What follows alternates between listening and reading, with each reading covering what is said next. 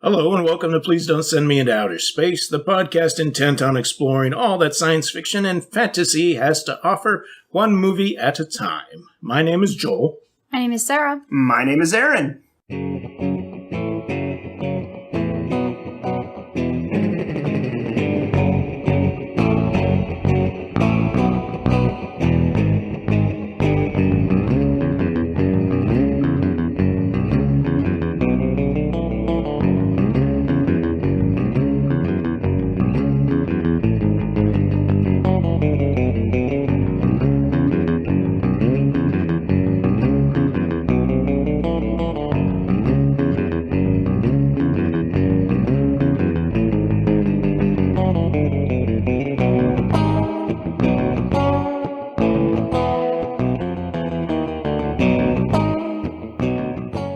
The movie this week was The Bishop's Wife from 1947, directed by Henry... did I write down the name wrong? Kissinger? Is it Kissinger? No, it's like Coster. Coster. Wow, that's embarrassing. Coster. Starring Cary Grant as Dudley, the angel, Loretta Young as Julia, and David Niven as Henry, Monty Woolley as Professor Wutheridge, James Gleason as Sylvester, my favorite character, and Gladys Cooper as Mrs. Hamilton. So this was selected for us by the randomizer, but at least two of us were already familiar with the movie. This is something Sarah grew up on, isn't that right? Yeah, I wouldn't say I grew up on it, but I definitely have watched it several times with my family. Teenage years maybe and up. This was my first viewing, and I have to say that it was actually a pretty awesome movie, all things considered. There's definitely something really awesome and classic about it that, it was a lot of fun. Cary Grant has such striking features. Like, his face is shaped, and the way his eyes are set into his head. It's like, I can understand why somebody sees him as handsome, and obviously lots of people did. You know, he was a huge star and stuff like that. But he looked, I don't know. I don't think he is handsome in a traditional sense. There is just something... Just his face, something about the shape of like his jawbone to eye socket and like the way he styles his hair that I find, it's interesting to look at. And, I think he's a fantastic actor in the stuff that I've seen him in. So that's always fun. He's like super tall, or at least looks super tall on screen. His, his disposition, like how he holds himself is always like very like matter of fact or just like, very straight back, and he's got a charming smile that just wins audiences. Yeah. So I'm sure that's why they were like, get him, and they ran after him with like a net, like a butterfly net. A Cary Grant butterfly net. Yep. Used to sell those in Hollywood. I knew it. Along with the maps to the stars' houses. What do you think? About the way Cary Grant looks? Yeah. I think he does kind of have a classically handsome looking face. Because I consider that back then to be classic, and I consider his face to be pretty iconic with that time and those stars. But I think that for some reason, I think that his charisma and his like charmingness, like they exude like from him. And it is his looks, but it's also his personality, I think, that just makes him... The camera love him. Or whatever. He talks and his voice. Yeah, he's got mannerism. He makes it look easy, too. It's not like he's trying. It just, like, happens. They put the spotlight on him, and it reflects on a way where it's like, hey, I'm here. Look at me.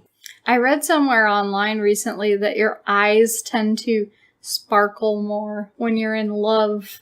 I don't know if that's true. If it's if there's some kind of chemical reaction, like something in your like tears or something, or what, that like your eye might just like shine a little bit more than usual.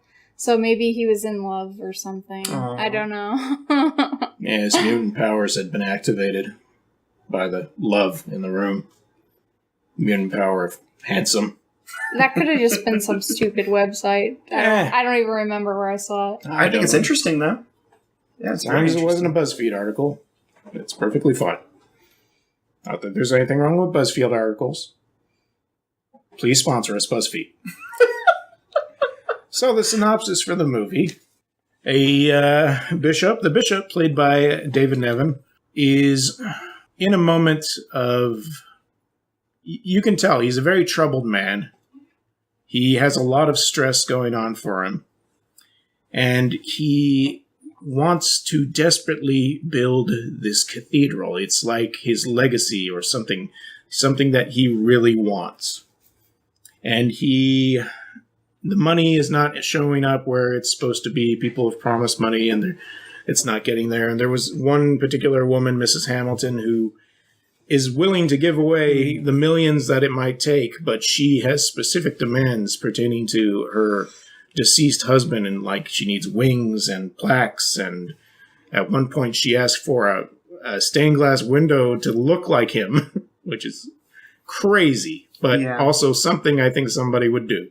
Yeah, it sounds like it doesn't sound out of the realm of impossibility, you know. Yeah.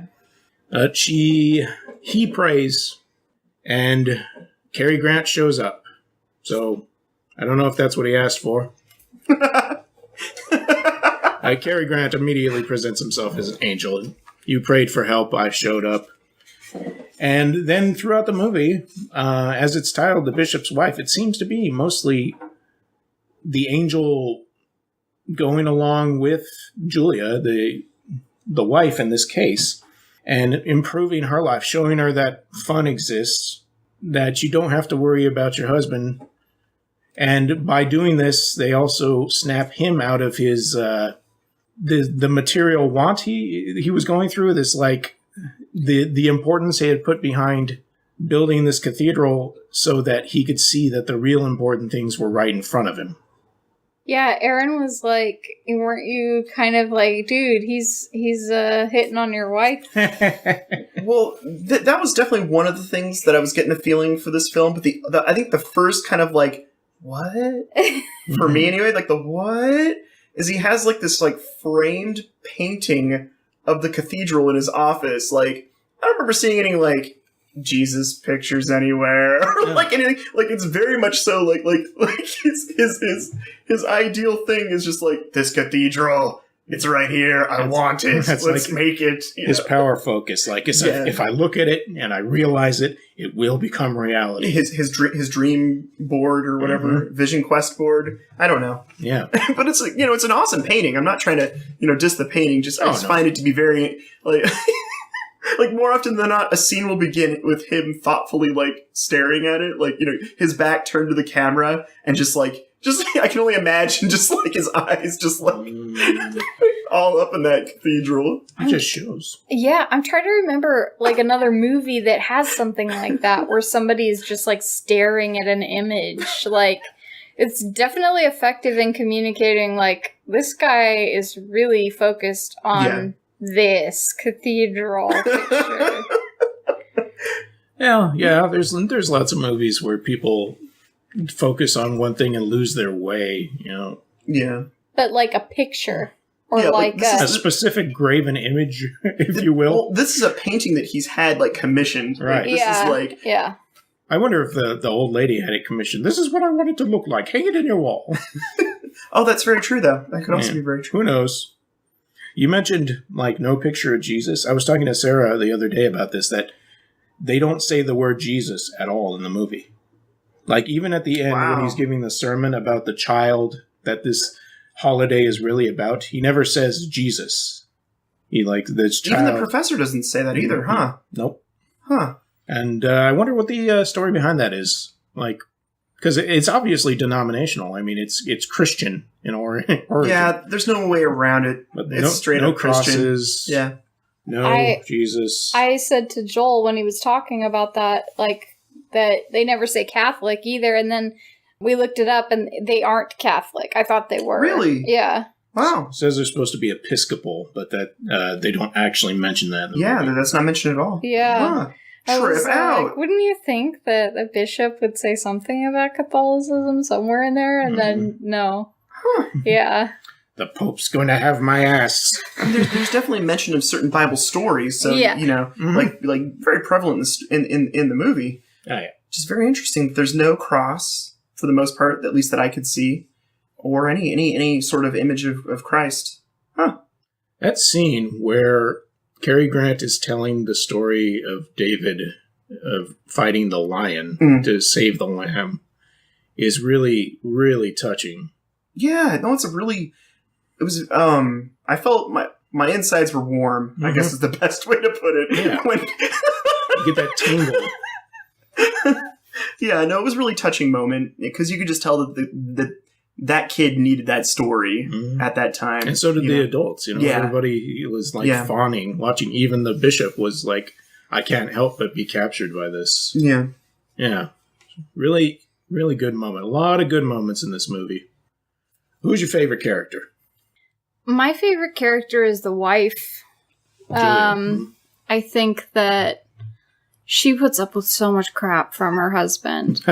Yeah. It's almost like she's a doormat in this movie. I almost feel bad. Like, we were talking about it when we were watching it, like, wow. Yeah. She certainly doesn't put up any protests. She's super nice to him all the time, and he's just mean back to her.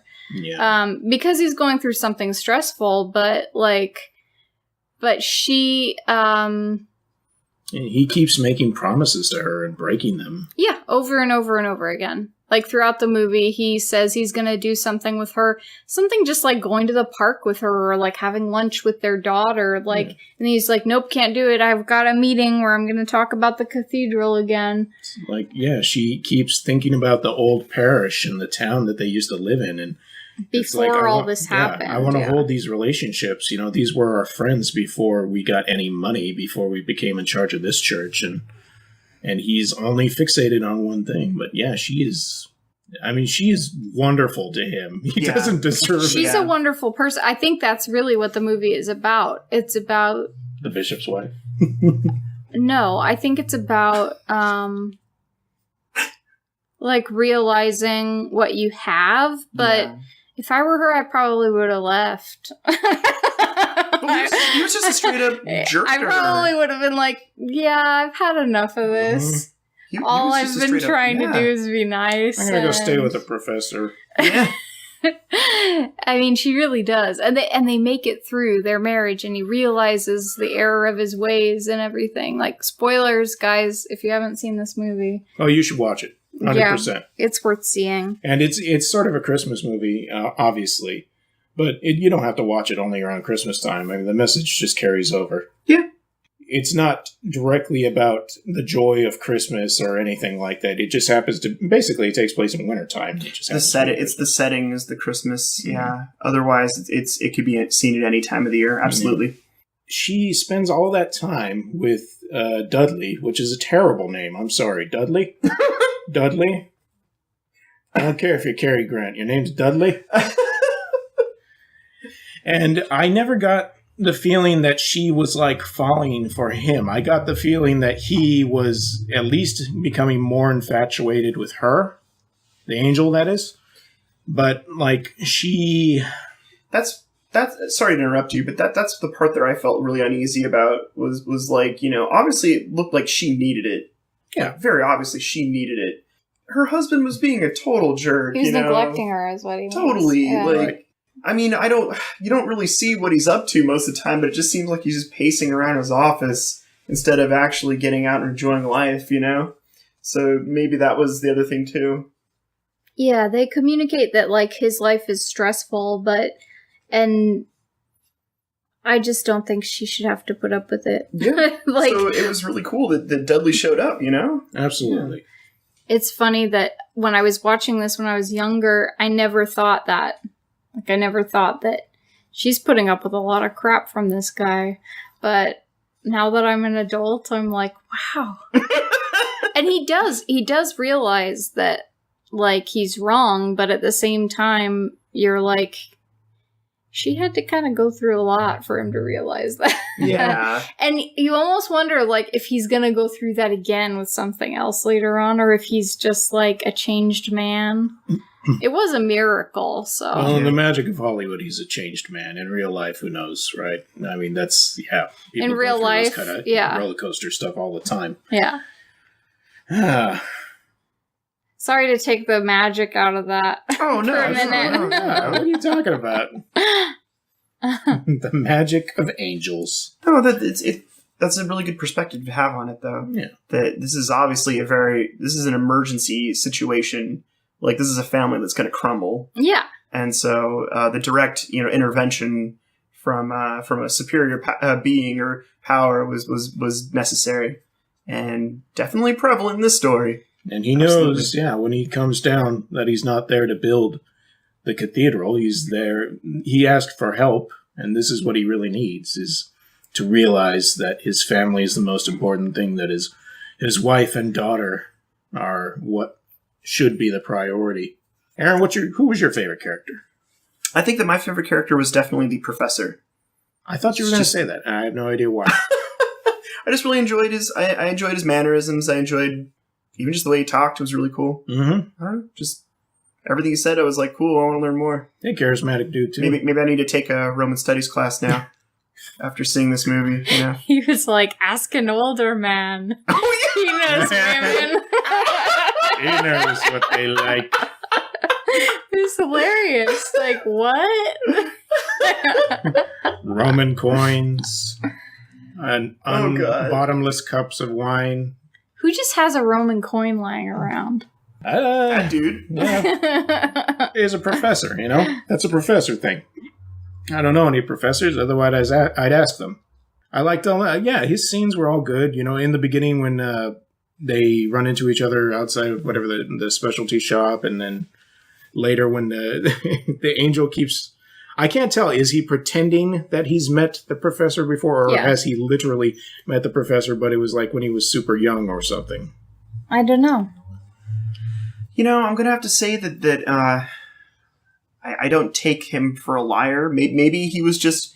Well, I think the scene with the coin kind of reveals the fact that perhaps the angel was very interested in Rome, especially when Rome was actually, a thing. Cleopatra. So perhaps, maybe he just liked to hang out with people who knew stuff about Rome. Mm. Could have just been like a extracurricular angel activity. He went to college for a while. Angel College. Is that where he said that they knew each other from? Rome? He said that Vienna. So, he's just a world traveler. As I like their relationship. I like everything that's going on with him. When he's, he's doing the magic trick with the booze, I don't. That scene was so good. Do you think they had like a tube under the table or something? They must have.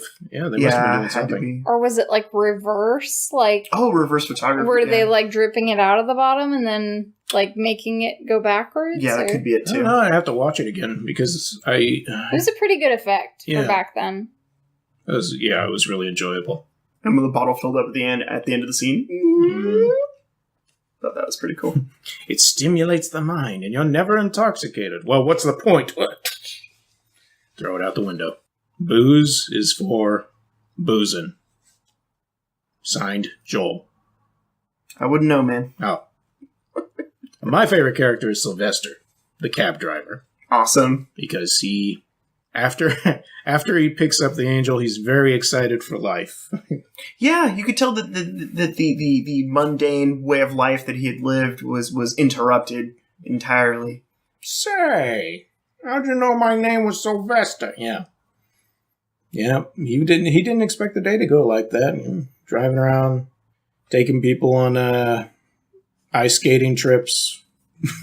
The part in the beginning, the next morning, that's why you got the bishop. Yeah, you and Dudley are getting married. This is my husband.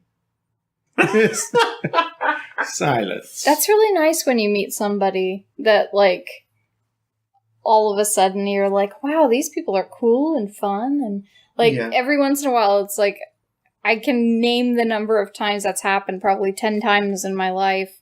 I've met somebody and just instantly, I was like, wow, life seems way funner all of a sudden. And it just makes you happy when that person ends up becoming a friend. But you can tell that he's just like, all right, let's have fun together, guys. Why not? An angel can convince you to do anything. So let's see, the miracles that are performed by the angel. First one was the card catalog, I guess. Yeah, that was the first one because the bishop was like, We don't have time to spend on cards. Yeah, if you're going to help me What about organize. stopping traffic? I think he just walked in front of cars. And they didn't. That seemed to be like his favorite pastime. Was just like, oh, there's a busy Walking street. in front of I'm just gonna walk in. I'm just gonna walk into it. You know, Leave that blind guy in front of these cars. Yeah, they'll probably stop. I don't care. I'm an angel. I think it's supposed to be a miracle or something. Oh, and the baby that rolls away and he stops it from like before it goes in front of a truck. Yep. And calls Child Protective Services. I won't ever drop my baby again. I don't care. I'm an angel. You only get one. Oh my god. Then, what else? Tree decorating. That was the animated stuff. The card catalog, the tree decorating thing where they'd animate it and stuff. Like, there was like a little bit of a sound effect that happened with that too, right? Or the music changed. Was that what it was? When not sound effect necessarily, but it's like a little music happens. Mm-hmm. Wiggles his nose. I can't do it. Like Bewitched? Yes. He's a witch. Do. Nope. Well, the bishop thinks he's a demon, basically. Yeah, he does actually declare him being a demon, you're right. No, he's about to say that he's from hell, and he, like, stops him. He's like, don't you say that. You can't say that in a movie. Specifically against the guidelines of the Hayes Code. Can't say the H-E double hockey sticks word. Why does he think he's a demon, you think? Well, he doesn't... He seems almost mischievous compared to what he... Like, because when he requested the angel to come about, you know, he thought he was going to help him get the cathedral, but it seems like he's more interested in hanging out with his wife, right? I think that the bishop's intent on calling the angel was that it would just be built. Like, you know, that literally the weight on his shoulders would be lifted immediately. And I think that he didn't realize that obviously this is something that he's still going to have to work towards. You know, it's not like he's going to immediately make a cathedral for him, you know? So, yeah. I'm not saying that he couldn't, but I'm just saying that that was not the lesson that the bishop needed, possibly. Right. I think that a lot of times when somebody prays for something, they're like praying to win a basketball game or something, like a specific thing that they're praying. I'm not saying I think everybody prays to win basketball games. I wanted to see Cary Grant show up and slam some dunks. I just mean I think people oftentimes when they pray have something very specific in mind, like if there's a ill family member or whatever, and let them get better. Yeah, they have a very specific request in mind, and I think that the Cary Grant character says he prayed for guidance. Yeah. So he makes the distinction that there's something else outside of maybe what he planned that's in store for him. He was just wandering aimlessly in the beginning. You know, he helped that blind guy across the street, saved the baby, talked to the professor, and then he just happened to see Julie walking away. And then we cut back, and that's after the meeting. The bishop makes that prayer. I wonder if it was like, I just happened to be in the area and hear your prayer. Like, if I wasn't around here, it would have just gone on being the way it was, or something like that. Yeah. Totally. Something to think about. Next time you're praying to your picture of whatever you want. That's the key. That's why my prayers never get answered. I need a picture of the thing I want. So, yeah, that makes sense. They're making that Sonic the Hedgehog movie now. It's because I was praying to a picture of Sonic the Hedgehog. God. Now I know. Your patron saint? Mm-hmm. Saint Sonic? I present to you this chili dog. Saint Miles Prowler? Saint Miles Prowler? Saint Knuckles. Robotnik be damned. I'm not that religious anymore, but I do believe in prayer, and I do think of it as like something pretty serious. No, I'm sorry. No, it's okay. I'm used to it. I'm used to jokes and stuff, but like there are certain things I still can't like make a joke out loud about myself. I mean, I can say that they do it for basketball, but that's about the extent. They do it for all the sports. No, I think prayer actually is very important as well. Absolutely. I'm not saying it's not important. I'm just saying I'm waiting for my answers. Hello? You're going to be struck by lightning right now. Are you there, God? It's me. Give me a sign. Later that day, Joel was struck by lightning. He became a pillar of salt. His prayer was answered. I wish to become the most powerful man in the world. No. So, if there's only one scene in this movie that I think is a flaw, and it's not, the entire scene is not a flaw. It's just, it goes on for too long, and that's the skating scene. Yeah, no, I could see that. I mean, it just, I think that's honestly, though, the important, why I feel that scene is important, though, Joel, yeah, is because that's the first moment that I think the bishop's wife actually feels pure, like, unadulterated joy, yeah, like, in the entire movie. Like, this is the moment where she can, like, just, you know, there's obviously all the weight of this cathedral is on her, and then at that moment, it's just like, pow, like, it's gone. It's gone. She's having a great time. She, you know, the realization that life is, you know, not just those tasks we have to do every day, you know, that there's more to it, is like, it's so prevalent in her face that I think that's why that scene continues on a little bit more. Also, your favorite character kind of needs to do his little bumble moves too. Yeah, I'm good with the Sylvester joining in and stuff like that. That's fine with me. It was just a little bit too much. Like, I think it was showing something, you know, with these figure skaters doing cool stuff on the ice and stuff like that. And not everybody had ever seen that before. Yeah. Not everybody could see it. Yeah. But it's, I mean, I like the scene. Yeah. It is long, It's though. just a little long. It's long. Yeah. Everything else is really good. Yeah. Maybe the boys' choir.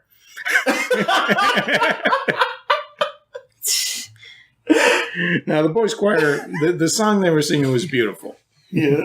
I liked it, so. It's something you don't see in movies anymore. There's no boys' choirs. Well, at least in the movies, I would agree with you. You probably don't see any, but I'm sure they still exist. Oh, of course they still exist. I'm just talking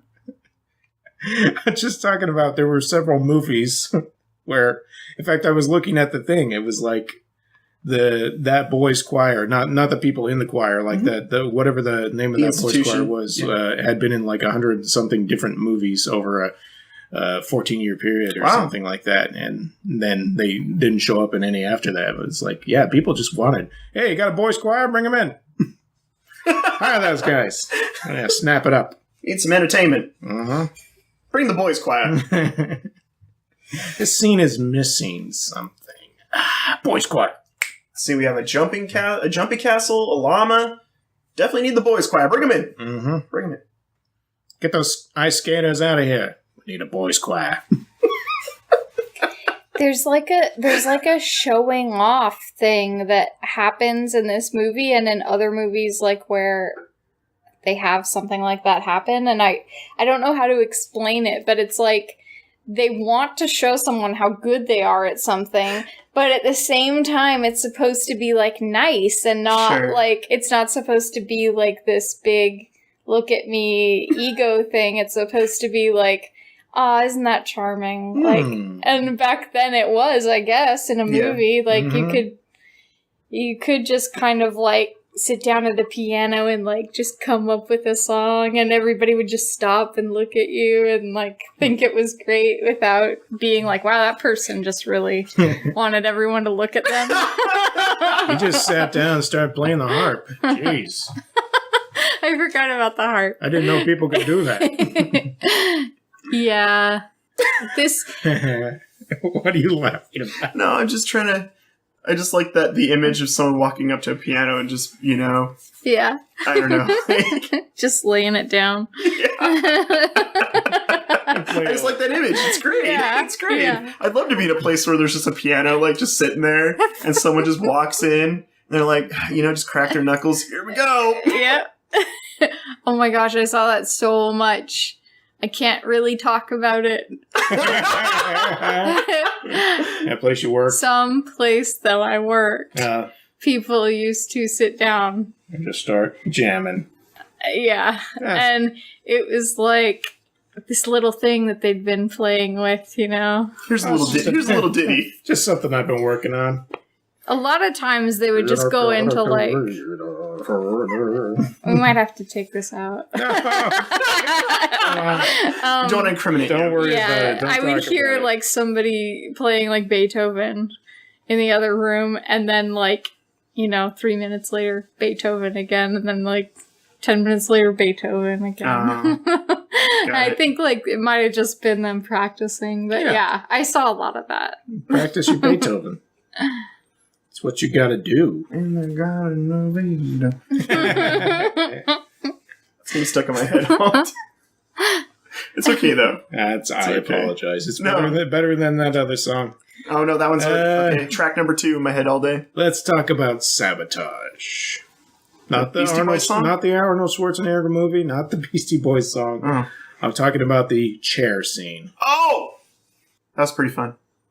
I like that scene. It is a good gag, but it really seems mean-spirited. Oh, God, yes! Like, whoa, dude. Like, he was ready. He was rushing to go and be with his wife and with the other chaplains and be at the boys' choir rehearsal or whatever was going on. And it was like, oh, my butt's stuck to the chair now. I'm gonna have to say that I'm not entirely sure how angels work, but I'm sure that their powers are only supposed to be used like I don't know. I have to say it's a bit of a controversial move on his part. Bit of one. It seems like he's going out of his way to irritate him. That being said, though, it does seem like the bishop is intent to not believe that he is who he says he is the entire time. The entire time. Instead of being like, well, maybe he is. Maybe I should ask him, what he's here to help with, or maybe I should ask what I should do, Instead of that, he's like, no, you're not welcome. You're not doing what I want you to do. Okay. Okay. But then the Cary Grant angel character is like, he's being really mischievous. Like, he's got this like Loki level of this like puckish attitude where he's like sabotaging him and making him the butt of jokes almost. Like, it's like he's trying to like humble him. And then like finally he just can't take it anymore, which I guess is one way to make your point, but he did go pretty far to make him irritated. He can't take him anymore, and he's like jealous. He is crazy jealous. He's crazy jealous, yeah. I'm gonna have to agree with you. Yeah, the humility was probably what he was trying to teach him. Yeah. The job went to his head. Yeah. I think that he was so focused on something that he forgot everything else that was important, and yeah, he seriously was afraid that Angel was going to steal his wife. Well, I think, I mean, I don't know how where we're at as far as the film's concerned, but yeah, he made it pretty clear too that he was like, I got to get out of here. I better get a job on the other side of the universe. Yeah. I'm getting a little too attacked. Yeah, we're having a little too much fun here. Yeah. I might lose my wings. I think she's like that too. She says, no, you have to go. Yeah. But I think she's a really good person, and the angel sees that. I think he sees that she's like a real, genuine, nice person out of like all the people he's dealt with. Yeah, yeah, he was definitely falling in love with her. I think the realization that he was a servant of God, came into effect, and he was like, well, obviously we're having fun, but my time's up. Yeah. And I think he said something about like that he was starting to envy a man's life or something like that. That's what I was thinking of. Yeah. He just wants a woman he can buy hats for. And go ice skating with. Ice skating. Have dinner at fancy, or lunch at fancy restaurants with old ladies. Hang out with professors. Yeah, professors, yeah. Tease professors with their bottomless wine glasses. What do you think about this movie in contrast to It's a Wonderful Life? I like this movie better. Yeah. I like this movie way better than It's a Wonderful Life. Different movies, like, in a lot of ways. It's a Wonderful Life has such a darkness over it, such a shadow of a man who is constantly beaten down. Like all of his hopes and dreams are smashed in that movie. Like that movie kind of makes me mad because it's like, oh, your life's really good. Look how much people really like you at the end. Like all these people are alive and happy because you made all these sacrifices. So it's a good thing you're not dead. Like, well, at the point when he's going to jump off the bridge, you just, like, everything I've always wanted in life has been flushed down the toilet. Every time I tried to get it by, I had to sacrifice everything to be able to help these people. You want me to stay alive? Sorry, buddy. Wah! Clarence, no wings for you. There's no darkness in this movie like that. Okay. This is ostensibly a comedy. Yeah. Yeah. I like It's a Wonderful Life. I like The Bishop's Wife. It's a Wonderful Wife. Is that what I said? She's a wonderful It's wife. a Wonderful Bishop's Wife. The mashup. It's the mashup of two movies. Dudley must gain his wings. The butcher's Excuse me, wife. Miss. I thought I saw you skating with an angel. Did you see a guy named Clarence? What? That's an incredible mashup. Yeah. Are there other movies it's like? I mean, aside from the remake. I mean, with like a... What was that movie with like the Goo Goo Dolls did the theme song for? City of Angels. Is it City of Angels? Yeah. City of Angels, which is a remake of another, like a Danish movie or Swedish movie that is actually highly regarded. But yeah, Nicolas Cage, the angel. Oh, is that what it was? Yeah. Oh, man. I gotta add that to my Nicolas Cage watching movie list. I'd say it's more like this than it's like the German movie or whatever it was. Yeah. I think it's called The Wings of Desire. Wings of Desire. Yeah, I saw that. I love Peter Falk. For those who don't know Columbo, you should watch Columbo. Columbo is awesome. I love Columbo. City of Angels. Oh, yeah, sorry. That's what I say about that. That movie was a stinkeroo. It was. I just remember the commercial was on TV all the time. Did you ever see it? No, I never saw my it. I just remember hearing the Goo Goos.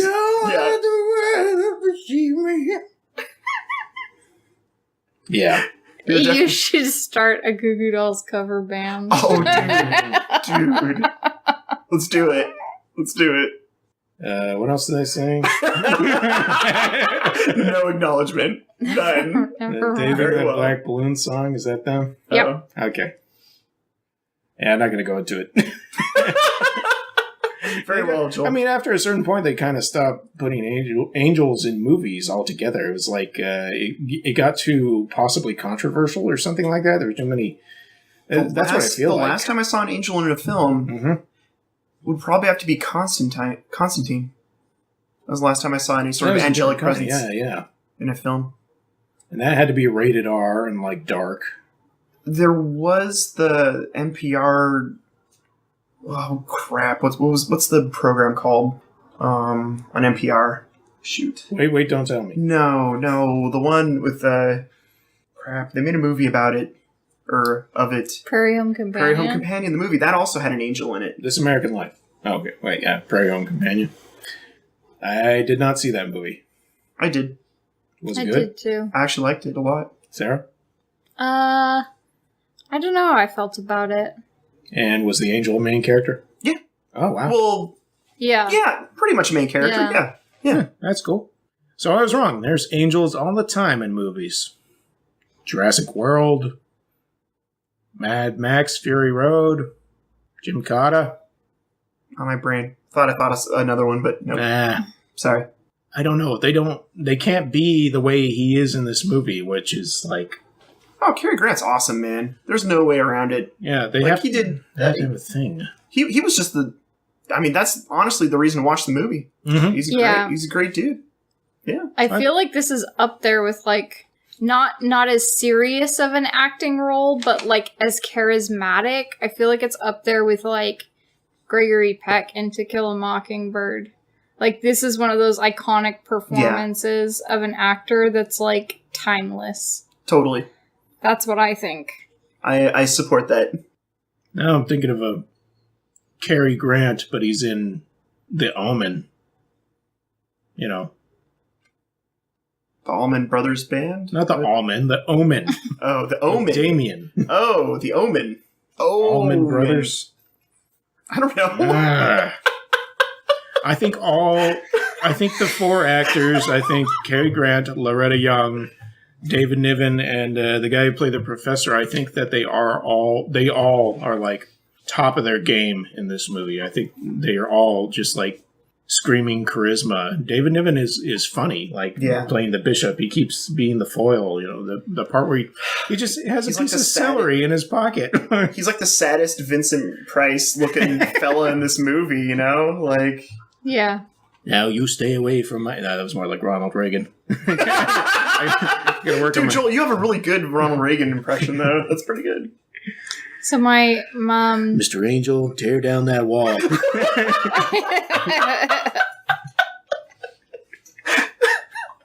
So what? Nothing. What were you going to say? I was gonna say, I was gonna say this was like a Christmas tradition with my family. My grandmother and my aunt used to get together on Christmas every year and watch this, and I didn't go with them to watch it until I was older. They had a copy of it, and I would go over and watch it with them. And I think that they had just like a real love of this movie. And it's really good. It is a good movie. It has a good moral, I think, that even they liked, even though it was a Christmas movie. It's special. Yeah, it's a special movie. And I think that when my grandmother talks about it, it's like her eyes light up. She just loves it so much. And it's such a special movie to her. And I think it might be because Cary Grant reminds her of my grandpa in this role. And I don't know, because I never really got to know my grandpa before he passed away, but I hear that he was a really charismatic guy and kind of a prankster too, in his own way.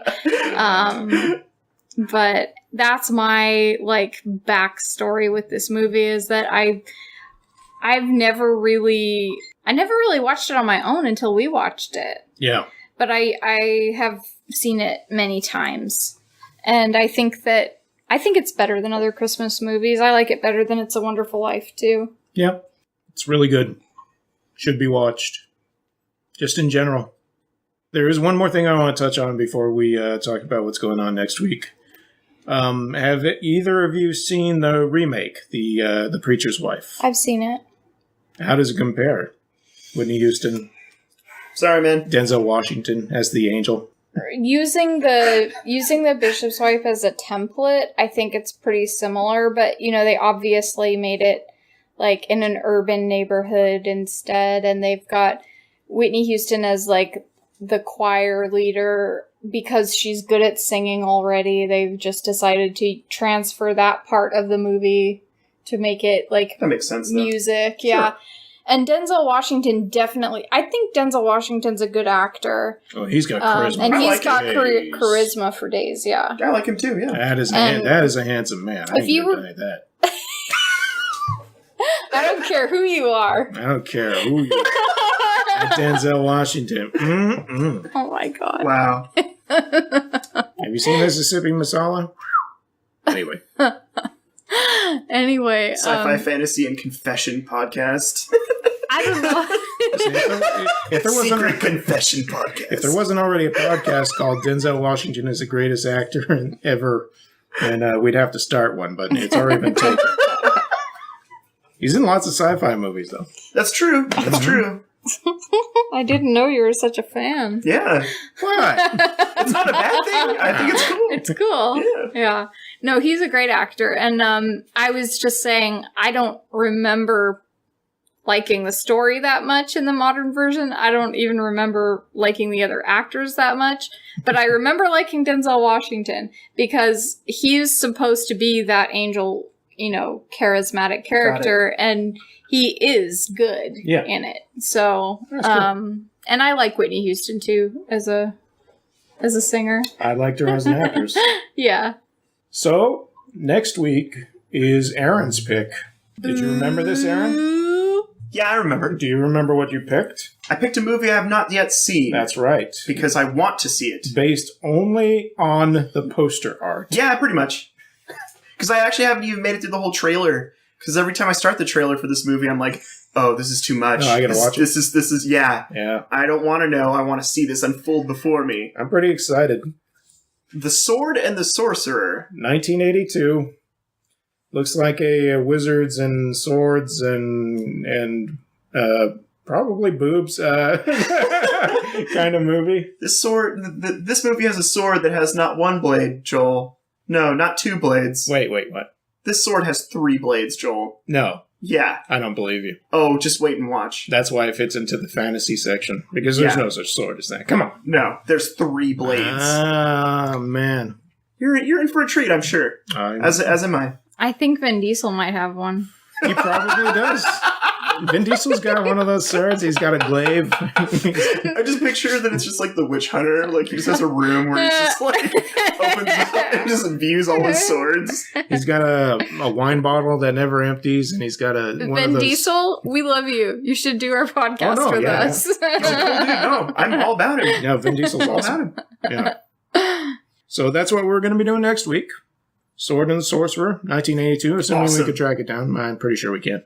Follow us on Twitter. It's @OuterSpacePod. If you want to email us about this movie or any other movie, send in your suggestions. Tell me that I was totally wrong about Kroll, whatever you want to do. That's pleasedon'tpodcast@gmail.com.